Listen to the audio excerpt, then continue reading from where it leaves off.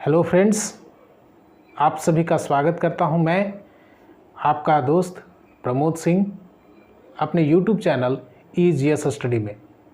दोस्तों, आज मैं जो शुरू करने जा रहा हूं वह झारखंड इतिहास का पहला चैप्टर है और उस चैप्टर में मैं आपको बताने जा रहा हूं मुंडा शासन व्यवस्था के बारे में।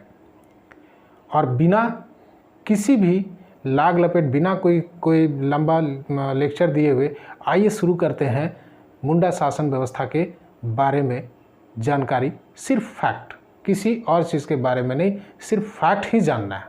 ठीक है, तो आप जैसे बोर्ड में देख रहे होंगे कि मुंडा शासन व्यवस्था में को हमने 4 भागों में बांटा गया।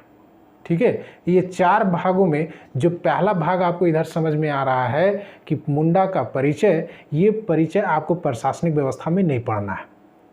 उम्मीद है कि यहाँ से क्वेश्चन आपको सेकंड पेपर में नहीं पूछे जाएंगे, लेकिन फर्स्ट पेपर में 10 क्वेश्चन जो है वो झारखंड से पूछे जाते हैं। तो उस 10 क्वेश्चंस का जो सिलेबस है वो पता नहीं है कि कहाँ से क्वेश्चन पूछे जाएंगे, तो मे भी यहाँ से भी क्वेश्चन पूछे जा सकते हैं। तो हम यहाँ कोशिश कर रहे हैं कि झारखंड में के जनजाति मुंडा के बारे में जानने का। तो झारखंड की जनजाति जो मुंडा है वह झारखंड की तीसरी बड़ी जनजाति है। आप जानते होंगे कि पहली बड़ी जनजाति है संथाल, दूसरी उरांव और तीसरी बड़ी जनजाति है वो है मुंडा। मुंडा के बारे में कहा जाता है कि मुंडा जो है वो ऑस्ट्रेलाइड प्रजाति की है। मुंडा ऑस्ट्रेलाइड प्रजाति की है और जो ये भाषा बोलते हैं, मुंडारी भाषा जो बोलते हैं, वो एस्ट्रो एशियाटिक परिवार की मानी जाती है। ठीक है, इनका समाज जो है वो पितृसत्तात्मक समाज है, यानी कि पिता के नाम से वंश चलता है। आगे ये स्वयं को होरोको कहते हैं। स्वयं को मुंडा जो है वो अपने आप को होरोको कहते हैं और होरोको का मतलब होता है क्या, तो मनुष्य, यानी कि ये अपने आप को मनुष्य कहते हैं। उसके बाद आगे आइए तो इनके गोत्र के बारे में, तो ये अपने गोत्र को किली कहते हैं। किली, ठीक है, अपने गोत्र को किली कहते हैं। और मुंडा समाज में युवा गृह को गीतियोरा कहा जाता है। मुंडा समाज में युवा गृह को गीतियोरा कहा जाता है। इतना फैक्ट आपको याद रखना है, लगभग 6 या 7 फैक्ट जो कि मुंडा समाज का, मुंडा के परिचय के बारे में है। आइए देखते हैं अब मुंडा के प्रशासनिक व्यवस्था के बारे में। तो मुंडा की प्रशासनिक व्यवस्था को 2 स्तरों में बांटा जाता है। पहला स्तर है गांव का स्तर और दूसरा है पढ़ा का स्तर। अब इसको समझते हैं गांव का स्तर में। जैसा कि आपको CNT एक्ट का यदि वीडियो देखे होंगे तो उसमें मैंने बताया था खुटकट्टी गांव के बारे में। तो खुटकट्टी गांव क्या है कि पहले जब मुंडा झारखंड में छोटा नागपुर में आए तो यहाँ जंगलों को साफ करके ज़मीन बनाए और ज़मीन खेती लायक ज़मीन बनाए। तो जो लोग यहाँ आकर के खेती बनाए और वहाँ बस गए, सपोज दैट इस एरिया में आदमी खेती करके बसा, इसके चारों ओर बस गए, गांव जो बसा उसको कहा जाता है खूट गांव या खुटकट्टी गांव। ठीक है, खुटकट्टी गांव। अब यहाँ संख्या ज़्यादा हुआ तो यहाँ से लोग क्या हुए, कुछ लोग माइग्रेट करके किसी और किनारे चल गए और यहाँ किनारे जा कर के यहाँ का जंगल को साफ किया और यहाँ घर बना करके रहने लगे। लेकिन इनका पूर्वज का घर कहाँ है, तो इस जगह पर। ऐसे करके कई सारे गांव यहाँ बन गए, इधर बन गए, इधर, यहाँ से फिर इधर बन गए। तो इनका जो पैतृक गांव है वो ये है। तो ये कहलाया खूट गांव या खुटकट्टी गांव। और इसको हम यदि अपनी भाषा में कहें तो ये था खूट मोहल्ला या टोला। तो यहाँ ये एक स्तर था, ग्राम स्तर। अब आते हैं पढ़ा का स्तर में। तो कई सारे खूट गांव को मिला करके, खुटकट्टी गांव को मिला करके बनाया गया पट्टी। ठीक है, पट्टी बनाया गया और कई सारे पट्टी मिला करके बनाया गया पढ़ा। ठीक है, अब यहाँ ये दिया हुआ है, आप इसको देखिए। ग्राम, टोला मोहल्ला मिल करके बना खूट ग्राम। ठीक है, और खूट ग्राम 12 से 20 गांव को मिला करके बनाया गया पट्टी और 22 पट्टी को मिला करके बनाया गया पढ़ा।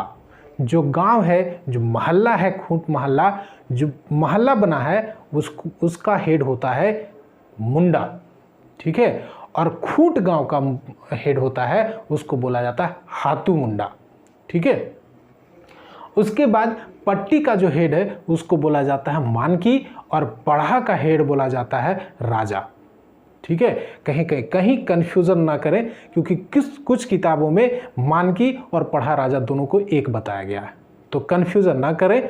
पट्टी का हेड जो है वो मानकी है और पढ़ा का जो हेड है वो राजा है, ठीक है। पट्टी में 10 से 12 गांवों को 12 से 20 गांवों को मिला करके एक पट्टी बनाया जाता है, जबकि 22 पट्टी को मिला करके एक पढ़ा बनाया जाता है, ठीक है। कहीं किताब में इतिहासकार पढ़ा हेड को पढ़ा सरदार भी कहते हैं, ठीक है। आइए देखते हैं कि इसको कैसे हमने बांटा है या कैसे इसको पढ़ना है। तो सबसे पहले में इसको पढ़ना है कि इनमें कौन कौन सा पद है। तो ग्राम स्तर में आपको बोले कि ग्राम स्तर में जो मोहल्ला था उसका हेड क्या था, तो उसका हेड था मुंडा, और खूंटकट्टी गांव जो था उसका हेड था मुंडा। अब यहाँ एक क्वेश्चन उठता है कि यदि एग्ज़ाम में क्वेश्चन आ जाए कि मुंडा समाज में प्रमुख को, ग्राम के प्रमुख को क्या कहा जाता है, तो मुंडा समाज में ग्राम प्रमुख को हातू मुंडा कहा जाता है, ये याद रखें। लेकिन जब ऑप्शन में 2 ऑप्शन मुंडा भी आ जाए और हातू मुंडा भी आ जाए तब क्या करेंगे, तब उस समय हातू मुंडा को मारेंगे, और हातू मुंडा नहीं है ऑप्शन में तो मुंडा को मारेंगे, ठीक है। ये याद रखेंगे, यहाँ कन्फ्यूज़न ना करेंगे। अब आगे आते हैं इसके मुंडा शासन की व्यवस्था के बारे में। तो ग्राम स्तर पर कौन कौन से पद हैं, तो ग्राम स्तर पर आपका पद है मुंडा, हातू मुंडा, पाहन, महतो, पुरोहित, घटवार। ये पद जो है ये है ग्राम स्तर के। मुंडा आपको बताए कि टोला मोहल्ला का जो हेड है उसको कहते हैं मुंडा, हातू मुंडा खूंट गांव का हेड उसको कहते हैं हातू मुंडा, पाहन जो है वो गांव का धार्मिक प्रधान है, ठीक है। गांव का धार्मिक प्रधान को क्या कहेंगे, पाहन। अब यहाँ ध्यान में रखना है ये टोला का नहीं है, ये है खूंट गांव का, ठीक है। यदि इस मोहल्ले में धार्मिक को कार्य है तो यहाँ खूंट गांव से उसको बुलाया जाता है, ये चीज़ याद रखेंगे। पाहन जो है वो खूंट गांव का प्रधान, ग्रामीण धार्मिक प्रधान है, ठीक है।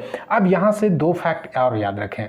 2 फैक्ट क्या क्या याद रखना है, एक, पाहन को धार्मिक कार्यों के बदले में लगान मुक्त भूमि दी जाती है जिसको कि पहनाई भूमि कहा जाता है।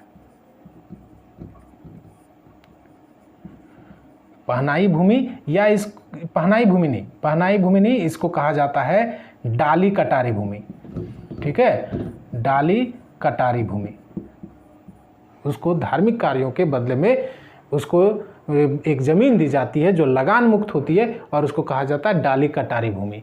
और ये जब भूत पिशाच वाला काम करता है, मंत्र झाड़ फूक वाला काम करता है, उसके बदले में एक खेत मिलता है, इसको कहा जाता है भूत खेता, ठीक है। ये याद रखेंगे यहाँ पाहन से। अब महतो है, महतो क्या करता है, तो मुंडा और पाहन दोनों का सहायक है, ठीक है। मुंडा और पाहन दोनों का सहायक कौन है, तो महतो है। पुरोहित क्या करता है, तो पुरोहित गांव स्तर में ऐसे व्यक्ति जो कि कुछ गलत कार्य किए हो तो उनको शुद्ध करके रखना इसका काम है, यानी शुद्धिकरण का कार्य है पुरोहित का। घटवार क्या करता है, तो घटवार जो है वो है यदि किसी को दंड मिला है तो दंड स्वरूप में जो रुपया पैसा दिया जाता है तो उस रुपये पैसे को एकत्र करना, जमा करना घटवार का काम है, ठीक है। और उसको फिर विभाजित करना भी इसी का काम है, बांटना इसी का काम है। उसके बाद आ जाइए पढ़ा राजा, तो ये हो गया पढ़ा स्तर पर। अब यहाँ से जो पद आपको बता रहे हैं वो पढ़ा स्तर के पद है। पढ़ा स्तर पर कौन कौन पद हुआ, ठाकुर, दीवान, सिपाही, दरोगा, पांडे, लाल, जवार डोलायत और पान खवास, ये है पढ़ा स्तर के अधिकारी। तो इसमें इसको चवार डोलायत और पान खवास को अधिकारी नहीं कहेंगे, सेवक कहेंगे पढ़ा स्तर का, ठीक है। अब देखते हैं कि क्या है इसमें।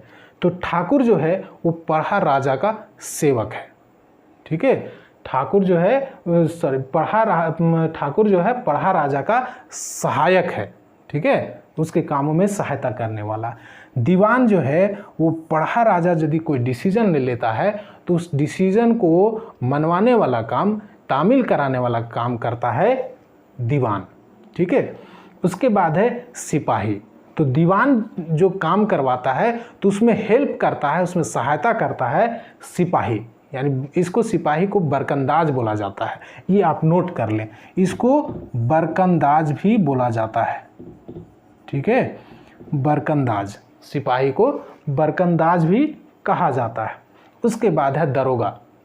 अब पट्टी में या पढ़ा में जब कोई सभा होती है, पंचायत बैठता है, तो उस पंचायत में, उस सभा में लोगों को नियंत्रित करने का कार्य दरोगा करता है। ठीक है, लोगों को नियंत्रित करने का कार्य कौन करता है? तो दरोगा करता है। उसके बाद है पांडे। पढ़ा राजा का जितना भी लिखने पढ़ने का जो भी कार्य होता है, कागज पत्तर का जो कार्य होता है, वो सारे कार्य करता है पांडे। ठीक है, अब लाल, सभा में जो पक्ष विपक्ष में जो बहस होती है तो बहस करने वाला व्यक्ति होता है लाल।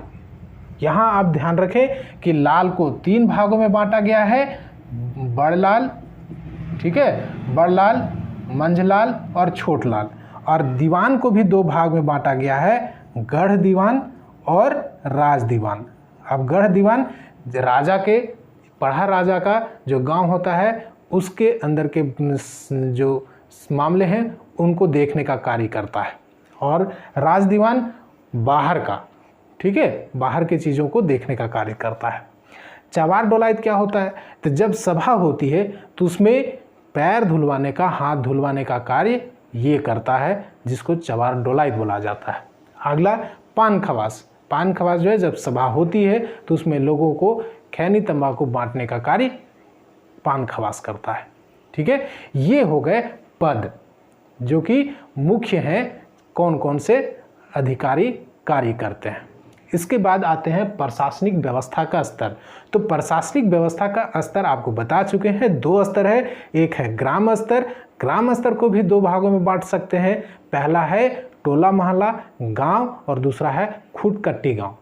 ठीक है, ग्राम और खूट ग्राम आपको बताया ग्राम कौन है, और खूट ग्राम आपको भी बता दिए कि कौन है। ठीक है, आगे है पढ़ा स्तर। इसको भी 2 भाग में हम बांटे। तो पढ़ा स्तर में एक भाग हुआ जिसका हेड है मानकी, जो कि पट्टी स्तर का है। ठीक है, और पट्टी स्तर का, तो पढ़ा स्तर को भी 2 भागों में बांट सकते हैं। 2 भागों में कौन कौन? तो एक भाग का हेड कौन है? तो मानकी है। और मानकी के अंदर में कौन है? तो 12 से 20 गांव, 12 से 20 खुटकट्टी गांव का समूह को क्या कहा जाता है? पट्टी। और उस पट्टी का हेड कौन है? तो मानकी है। और यही यदि 22 पट्टी मिल करके एक समूह बनाते हैं तो वो कहलाता है पढ़ा राजा। ठीक है, उसका हेड कहलाएगा पढ़ा राजा, और ये 22 पट्टी का होगा। ठीक है, किसी किताब में लिखा हुआ है कि इसमें 22 पढ़ों के राजा को सरदार, पढ़ा सरदार भी कहा जाता है। ठीक है, तो इसी कारण से इसको मानकी और मुंडा, इसको कहा जाता है मुंडा मानकी शासन व्यवस्था भी कहा जाता है। इतने सारी चीज़ आपको याद रखना है। अब 2-3 चीज़ें और हैं जो कि हम आपको बता रहे हैं। अब महिलाओं की स्थिति के बारे में समझते हैं।